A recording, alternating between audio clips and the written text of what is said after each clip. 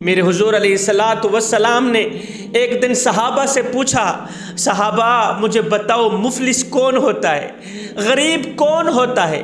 صحابہ کرام نے عرض کی، حضور قربان جائیں آپ کے نام پر، جس کے پاس پیسہ نہ ہو ہم اسے مفلس کہتے ہیں، جس کے پاس دولت نہ ہو ہم اسے غریب کہتے ہیں۔ حضور جو صبح کو کھاتا ہو شام کے لیے نہ ہوتی ہو، شام کو کھاتا ہو صبح کے لیے نہ ہوتی ہو، ہم اسے مفلس کہتے ہیں، ہم ایسے شخص کو غریب کہتے ہیں۔ میرے حضور علیہ السلام نے فرمایا، نہ صحابہ نہ، میری امت کا سب سے بڑا مفلس اور غریب شخص وہ ہے جو قیامت کے دن احد پہاڑ جتنی نیکیاں لے کر آئے گا۔ صحابہ کرام عرض گزار ہوئے، حضور جس کے پاس احد پہاڑ جتنی نیکیاں ہوں وہ غریب کیسے ہو سکتا ہے، وہ مفلس کیسے ہو سکتا ہے؟ میرے حضور علیہ السلام نے فرمایا، اس کے پاس احد پہاڑ جتنی نیکیاں تو ہوں گی مگر افسوس اس نے زیادتیاں کی ہوں گی، اس نے مظلوم پر ظلم کیا ہوگا، دوسروں کو گالیاں دی ہوں گی، برا بھلا کہا ہوگا۔ اب اس کی نیکیوں کو میرا اللہ تمام لوگوں میں بانٹ دے گا، جس پر اس نے ظلم کیا ہوگا وہ تمام کے تمام لوگ اس کی ساری نیکیوں کو لے کر جنت میں چلے جائیں گے، اس کے پاس ایک نیکی بھی نہیں رہے گی۔ ہائے احد پہاڑ جتنی نیکیاں لے کر آنے والا شخص مفلس اور غریب بن کر جہنم کی طرف ہانکتا ہوا جا رہا ہوگا۔ میرے نبی نے فرمایا، صحابہ میری امت کا سب سے بڑا مفلس شخص وہ ہوگا، غریب شخص وہ ہوگا۔ خدا را میرے بھائیوں زیادتیاں نہ کریں، ظلم نہ کریں۔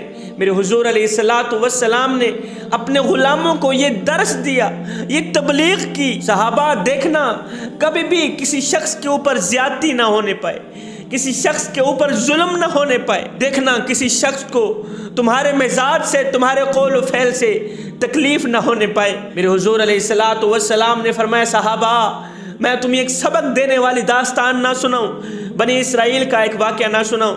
فرمایا، صحابہ بنی اسرائیل میں سے ایک ظالم بادشاہ محل بنا رہا تھا، بنی اسرائیل کے اندر ایک ظالم بادشاہ محل بنا رہا تھا۔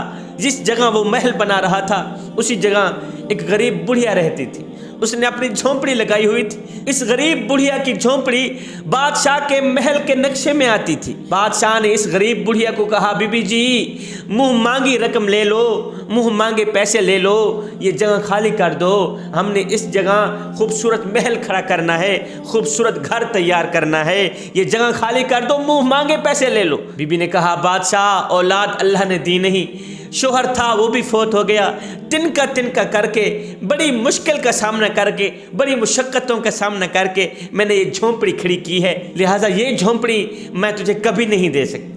اسی جھونپڑی میں نے رہنا ہے، میں نے ساری زندگی اسی جھونپڑی میں گزارنی ہے، اسی آشیانے میں گزارنی ہے، میں یہ نہیں دے سکتی۔ اب بی بی سارا دن اپنے آشیانے میں بیٹھی رہتی تھی، بی بی سارا دن اپنی جھونپڑی کے اندر بیٹھی رہتی تھی کہ میری جھونپڑی، میرا آشیانہ ظالم کی نظر میں آ گیا ہے، کہیں ظالم میری جھونپڑی کا نام و نشان بھی نہ مٹا دے۔ اب یہ بی بی سارا دن جھونپڑی میں بیٹھی رہتی، سارا دن اسی آشیانے میں بیٹھی رہتی۔ ادھر سے بادشاہ نے بھی 2-4 سپاہی لگا دیے کہ جب یہ بڑھیا گھر سے نکلے تو اس کی جھونپڑی کو ختم کر دینا۔ ایک دن یہ بڑھیا گھر سے نکلی، 2 گھنٹے بعد واپس آئی تو مکان گر گیا تھا، جھونپڑی کا نام و نشان بھی نہیں رہا تھا۔ جھونپڑی والی جگہ پہ بادشاہ کے محل کی دیوار کھڑی ہو گئی تھی۔ جب اس بڑھیا نے یہ منظر دیکھا تو بڑھیا کے منہ سے ایک جملہ نکلا۔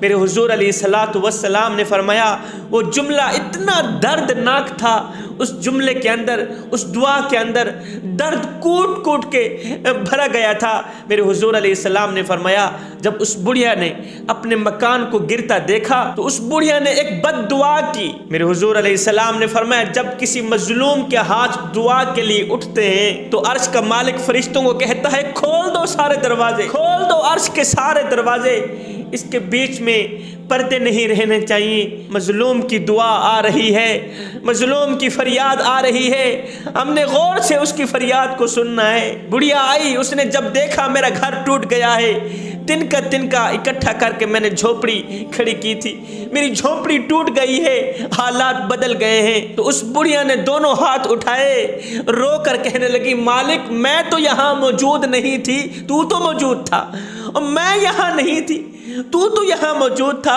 میں تیرے سپرد اپنی جھوپڑی کر کے گئی تھی، تو نے میری جھوپڑی کو کیوں گرنے دیا، تو نے میری جھوپڑی کو کیوں تباہ ہونے دیا؟ میرے مالک مجھے اتنا تو بتا دے، اور میں تو کہیں گئی ہوئی تھی، کیا تو بھی کہیں گیا ہوا تھا؟ ہائے بڑھیا کی دردناک دعا سن کر، بڑھیا کی فریاد سن کر، یہ دردناک جملے سن کر میرے اللہ نے فرمایا جبریل کیا کر رہا ہے؟